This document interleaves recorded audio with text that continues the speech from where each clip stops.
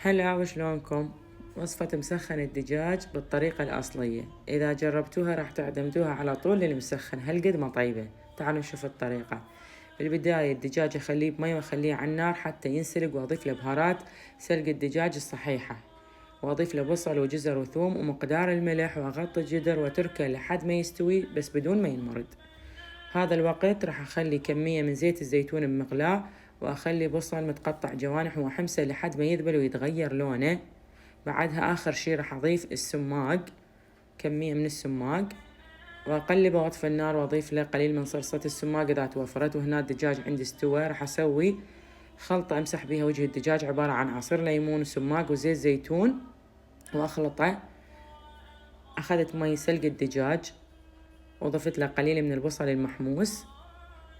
بعدها راح أخذ خبز ونسوي طبقات. أول طبقة أغمس الخبز، كل خبزة أغمسها بمي الدجاج وأخلي عليها من البصل المحموس لحد ما تكمل عندي. يعني صار عندي تقريبا 4 طبقات. أوزع البصل كله على الوجه، وأضيف الدجاج وأمسحه بالخلطة اللي حضرناها، وأدخله فرن حامي، نار من فوق ومن أسفل. استخدمت فرن انسايد الغازي، ويطلع عنا بهالشكل متحمر، وتلويزة على الوجه. ونقدمه الخبزة ما أحكي لكم أطيب من الدجاج.